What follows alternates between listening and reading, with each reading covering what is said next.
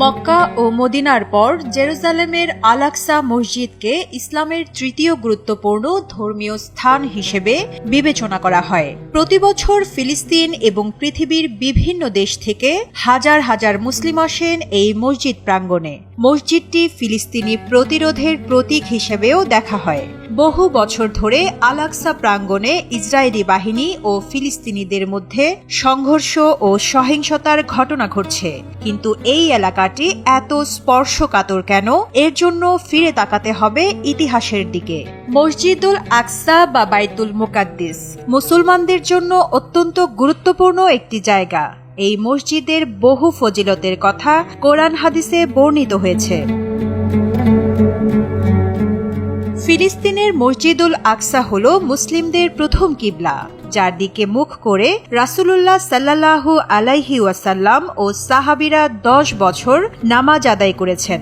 সূরা বাকারায় এ ব্যাপারে বর্ণনা রয়েছে। নবীজি মনে প্রাণে চেয়েছিলেন মক্কাকে কিবলা বানাতে, তাই আল্লাহ তাআলা মক্কাকে কিবলা বানিয়েছেন। কিন্তু মসজিদুল আকসা প্রথম কিবলা হওয়ার কারণে প্রত্যেক মুসলমানের কাছে এই মসজিদের গুরুত্ব ও ফজিলত অনেক বেশি। মসজিদুল আকসা আল্লাহর জমিনে নির্মিত দ্বিতীয় মসজিদ।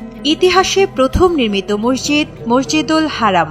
এর পরের স্থানে আছে সুশোভিত প্রাচীনতম জেরুজালেম শহরে অবস্থিত মুসলমানদের দ্বিতীয় পবিত্রতম মসজিদ মসজিদুল আকসা।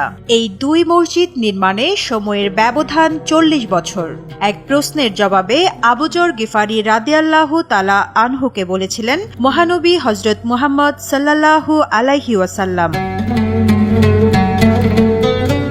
আল্লাহ তাআলা মসজিদুল আকসা এবং এর আশেপাশে বরকত নাজিল করেছেন। সূরা বনী ইসরাইলের প্রথম আয়াতে বলা হয়েছে, পবিত্র সেই সত্তা যিনি তার বান্দাকে রজনীতে ভ্রমণ করিয়েছেন মসজিদুল হারাম থেকে মসজিদুল আকসা পর্যন্ত, যার আশেপাশ আমি বরকতময় করেছি, যাতে আমি তাকে আমার কুদরতের কিছু নিদর্শন দেখিয়ে দিতে পারি। নিশ্চয়ই আল্লাহ সর্বশ্রোতা সর্বদ্রষ্টা। মহানবী হযরত মুহাম্মদ সাল্লাল্লাহু আলাইহি ওয়াসাল্লাম মিরাজের রাতে জিব্রাইল আলাইহি ওয়াসাল্লামের সঙ্গে মক্কা থেকে মসজিদুল আকসায় এসেছিলেন। এখানে তিনি নবীদের সঙ্গে নামাজ পড়েন, অতঃপর 7 আসমানে ভ্রমণ করেন এবং সেখান থেকে একাকী রফরফ বাহনে আরশে আজিম পর্যন্ত ভ্রমণ করে মহান আল্লাহ রাব্বুল আলামিনের সঙ্গে সাক্ষাৎ লাভ করেন। পাশাপাশি জান্নাত জাহান্নাম পরিদর্শন করে 5 ওয়াক্ত নামাজের নির্দেশনা নিয়ে পৃথিবীতে ফিরে আসেন। নবী করিম সাল্লাল্লাহু আলাইহি ওয়াসাল্লামের মিরাজের সূচনা হয়েছিল মসজিদুল আকসা থেকে। এই মসজিদ নবীজির মিরাজের সাক্ষী। হযরত মুসা আলাইহি ওয়াসাল্লাম দোয়া করেছিলেন, মসজিদুল আকসার পাশে তার কবর হোক। সহিহ বুখারীতে বর্ণিত আছে, বহু নবী রাসূলের কবর আছে বাইতুল মুকাদ্দিসের আশেপাশে। আল্লাহর একজন নবী এই মসজিদের কাছাকাছি শায়িত হওয়ার জন্য দোয়া করেছিলেন। সেখান থেকেই এই মসজিদের গুরুত্ব ও ফজিলত পরিষ্কারভাবে ফুটে ওঠে। নবী করিম সাল্লাল্লাহু আলাইহি ওয়াসাল্লাম বলেছেন, কিয়ামতের আগে 6টি ঘটনা ঘটবে। তার মধ্যে একটি হলো এই বাইতুল মুকাদ্দিসের বিজয় হবে। বাইতুল মুকাদ্দিস মুসলমানদের হাতে আসবে। ওমর রাদিয়াল্লাহু তাআলা আনহুর যুগে এটা মুসলমানদের হাতে এসেছিল, পরে আবার হাত ছাড়া হয়, এখন আবার মুসলমানদের হাতে এসেছে। মুসলমানরা এখানে সালাত আদায় করেন, কিন্তু ইহুদিরা জোরপূর্বক সেই পবিত্র স্থান ও তার আশেপাশের এলাকা ঘিরে রেখেছে। কিন্তু কিয়ামতের আগে আবার আল আকসা বিজয় করবে মুসলিমরা।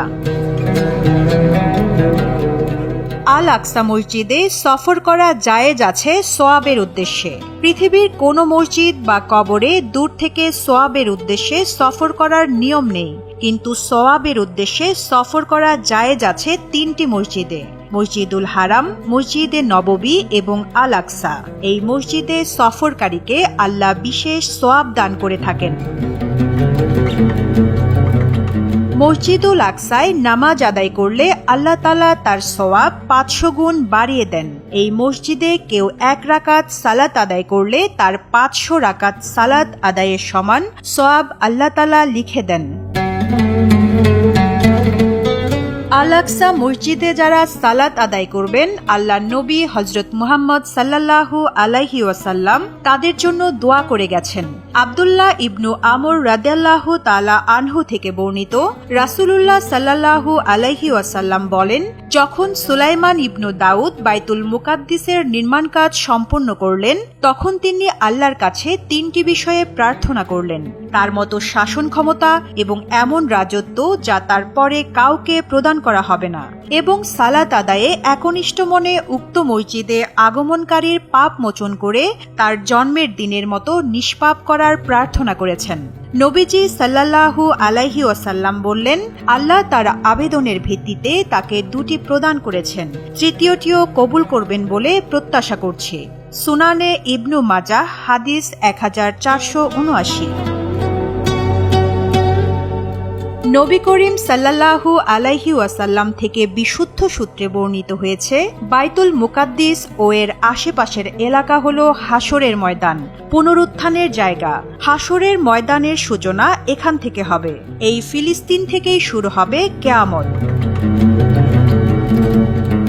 রিজওয়ানা রিন্তি, কালবেলা ডেস্ক।